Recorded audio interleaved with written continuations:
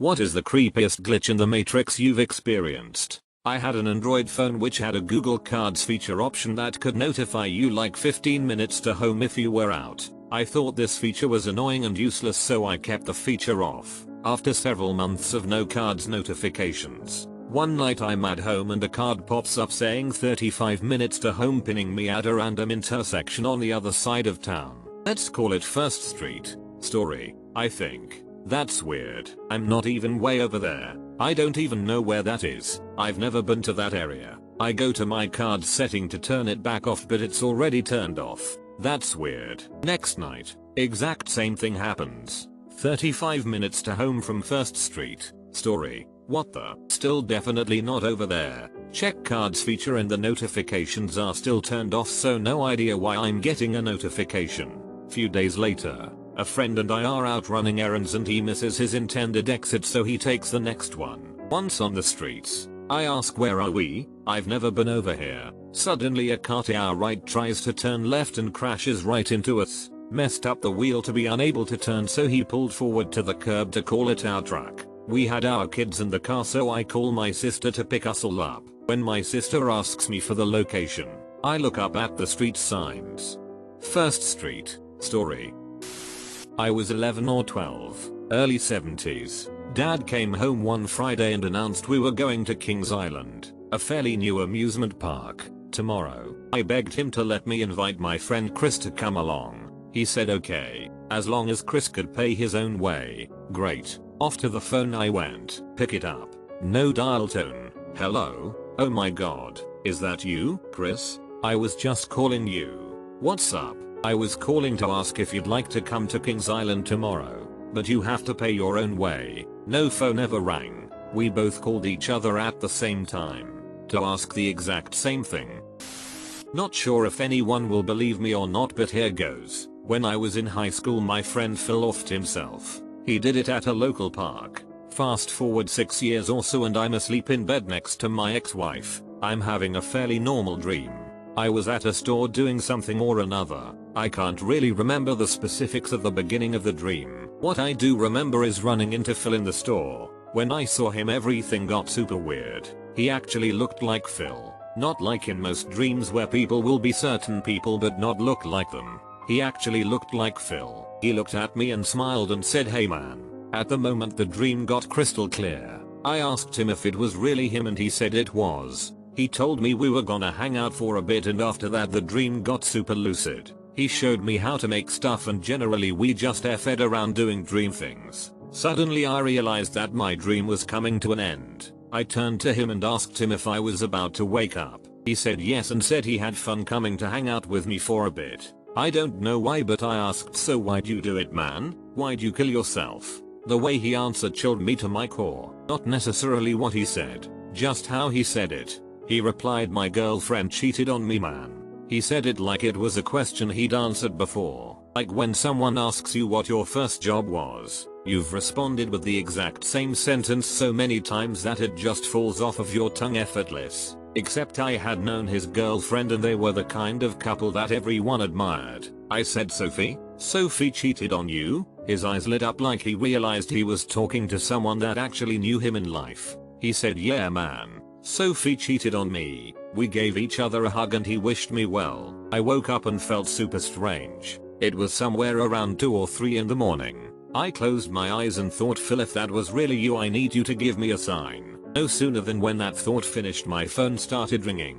It came across as an unknown number and only rang twice. I knew I wasn't dreaming anymore because my ex-wife woke up and sleepily asked me who was trying to call me so late. To this day when I think about that story I get chills. I took a hard news soft news journalism class in college where one of the assignments was to write an obituary for one of my grandparents. The professor told us to write it on a deceased grandparent, but if all of your grandparents were still alive we had to choose one.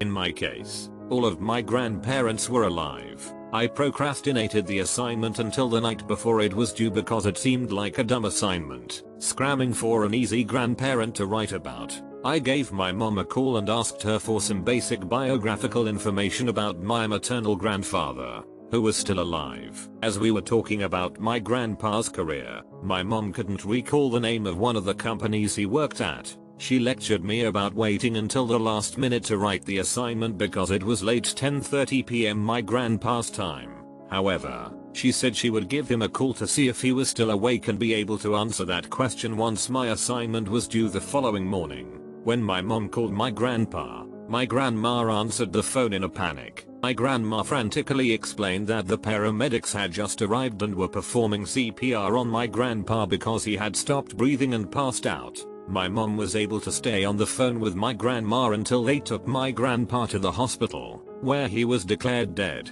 In the time my mom and I had been talking on the phone about my grandpa's obituary, he was dying, out of the blue. At that, he had been otherwise healthy considering his age. We ended up using the obituary I wrote for that writing assignment as his actual obituary. Still freaks me out when I think about the timing. Was going down the stairs and went past my brother who was coming up the stairs. Said hi and he sort of mumbled back. Got downstairs and walked through to the kitchen, only to find him standing there. WTF. I've had a crazy similar thing happen. It was like 4 in the morning and I'm quite the night owl, so I'm headed downstairs to grab something to drink. The kitchen is separated from the living room by a dividing wall, but I realize someone is in there because I can see a person's shadow from around the corner. I think to myself, oh Romit must be up already. Maybe he has something to do. So as I turn corner I say, hey, insert Romit's name. Good morning. And immediately feel like an idiot and get a chill up my spine because no one is in the kitchen besides me. I search the entire first floor of the house frantically and no one is there. So I head back upstairs and knock on my roommate's door. No answer, so I slowly open the door. Roommate is passed out asleep and doesn't seem like he is waking up anytime soon. There is no way he could have made it back up to his room that fast without running, and I would have noticed because the floors are creaky, especially on the staircase. When he woke up in the morning I told him about what had happened. His eyes got real wide and he turned pale. He looked me right in the eye and said, "That isn't a funny joke, don't F with me." Turns out he had been having bad dreams all night about someone being in the house who shouldn't have been. But whenever he confronted the person he could never see their face. All that was there was a black silhouette. Haven't had that experience since and we agree not to talk to each other about it. On a Friday, I got up to go to class and had one of those mornings. Broke a glass getting something to drink. Tripped over something going to my car. Was late to class due to a wreck on the way there. Not me, thankfully. While at school we heard about a plane crashing. Something about the wings blowing off. Went to work. Went home. The next morning my roommate wakes me asking if I'm skipping class today. After he convinces me it is still Friday I get up and go to class. After noticing the glass I broke is not broke. On the way I pass the same wreck in the same spot. All day I wait to hear about the plane but it never happens. Ends up kinda a normal day. The next day they arrest the shoe bomber and I have wondered if someone rewound that day to stop him and somehow I didn't reset with it. This is late and pretty stupid, but why not? I was once showering and after about 10 minutes in the shower I hear something ping and hit the floor. I looked down and saw a penny. I was pretty perplexed as you can imagine, but figured whatever, I'll keep it as I imagined it could be good luck. I kept the penny in my wallet for a few years in a zip side pouch. I never really told anyone because it was kind of pointless to talk a random penny I was superstitious about. So a few years later while at a music festival, a girl in our tent woke up to a penny in her butt crack. We all laughed it off as having a wild night. However, I remembered the penny I had, and when I looked in the zipped pouch I was shocked to find it was gone. I told my friends and they didn't believe me. I think they threw that penny away too.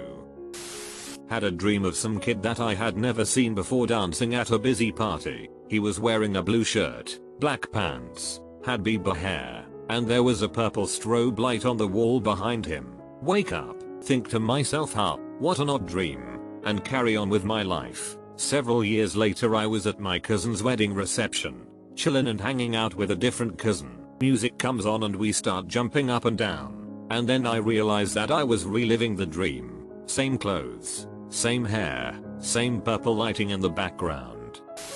I'm a security guard at a distribution warehouse. Sometimes I have to work graveyard shift. During this time the only people on the premises is me, and a rare truck driver bringing in a late load. Our guard shack is concrete, with sliding glass doors on the sides, no locks, and big windows in front and back. Sometimes when I'm the only person on the premises, I'll see a reflection of someone walking past the shack. Every inch of this shack, and the yard, is covered by security cameras. No one has shown up on the footage when I see these reflections.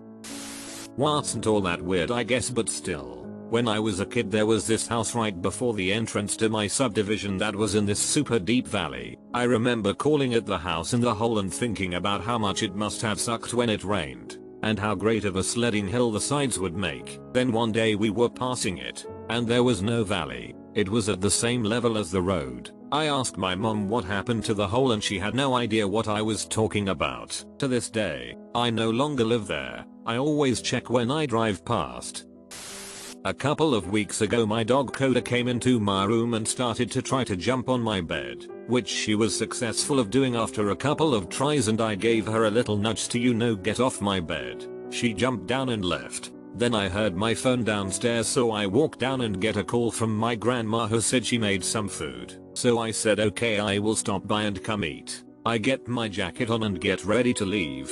I get my keys and grab my dog's leash to take her. We got in the car and drove for about 10 minutes, then arrived. I was eating and talking to my grandma and things, but when I was getting ready to leave I couldn't find Coda. I searched everywhere in the backyard, in the front, outside, nowhere to be found. After a good hour of searching my grandma's neighborhood it started to get dark. It was about 9:30ish, so I decided to come back and check. The next day I left and went to sleep. The next morning I woke up because I heard something downstairs. To my surprise it was my dog, and at that point I thought, wait, what? Later I came back to my grandma's to tell her I found my dog. As soon as I arrived After I told her about how Coda was home, I thought to myself, did I even bring her? I asked my grandma and she said yes I did, because I left the leash in her living room. I then asked my grandma to watch her footage on her cameras from last night, and there was no footage of the Coda in the street or leaving the front door, but there was footage of her entering the house with me. I went home later, Coda was still there. Until this day I still don't know what happened. In college I delivered pizzas to make money. I had a delivery that should have taken about 20 minutes. When I returned to the store the manager asked me what had taken so long. I asked him what he meant and he pointed to the computer showing I had been gone for 1 hour and 7 minutes. I don't remember delivering the pizza, only turning into the store when I was returning. Before anyone suggests aliens, no, my anus was not sore. I also don't drink or use dogs. 20 years later I still have no idea what happened. Something similar happened to my ex's dad in the Middle East during Desert Storm. He never talked about it much. Never talked that much in general at all, actually. But once he told me when he and his unit were on a patrol and he, for some reason that I can't remember, went off alone just maybe 50 yards away from his unit in a pretty secure location. When he got back, everybody was in a panic and super relieved to see him. He swore up and down he had been gone for only 10 minutes. Turns out he had disappeared for 4 hours. He also swears he wasn't dehydrated or suffering from heat exhaustion. I was sitting on my porch and had my debit cut on the table in front of me. I went inside to get something to drink, patio furniture in sight and a 6-foot privacy fence around the yard. I also lived alone. Went back outside and it was just gone. I searched everywhere, inside and out, but couldn't find it. Nothing was withdrawn from my account, so 2 days later I cancelled it and requested a new one. 2 weeks later I went out to sit on the porch. I did this every day, and the old card was sitting right there on the table. It just effing appeared. There was nothing else on the table. It just was gone. And then it wasn't. So, before my husband and I were married we lived separately. He would come over and spend time, then leave later at night, like 11 or 12. He left one night out my front door, which has 3 locks, a lock on the knob, a deadbolt, and what I call a hotel lock. It's a lock that you flip the long piece over onto a short peg and then the door can only be opened a few inches. Well, he left and used his key to lock the knob and deadbolt. But I thought to myself, I have to go lock the hotel lock. I come down and it's locked already. Absolutely no way he could have locked it from outside. I've wrote about this before. It's one of the weirdest things I've experienced. When my now ex boyfriend had just gotten together, I went out and bought him some new shirts. We had just fallen in love and I saw a shirt that said love life on it in big red bold letters. The shirt was all white with only the words on the front. It was a little inside joke between us, I guess, because we would use that phrase to describe our life and named our business Love Life. He really loved it and wore it a lot before it sat in the closet for a couple years. Well, a couple years go by and let's just say Love Life was a horrible definition of our relationship. He was horrible. Anyways, I'm cleaning out the closets, getting rid of old clothes, and there's the shirt. I pull it out and the shirt now reads Low Life the exact same way it looked before, but it says Low Life. I immediately ask him if he remembers the shirt and what it said, and he tells me Love Life. Well, as soon as I show him the shirt he flips out the same way I did. Both of us know that the shirt never said Low Life. Why would I buy anyone a shirt that said that, let alone my boyfriend? It's like I flipped dimensions into the reality where my ex-BF was a complete abusive douche and it showed up in the shirt.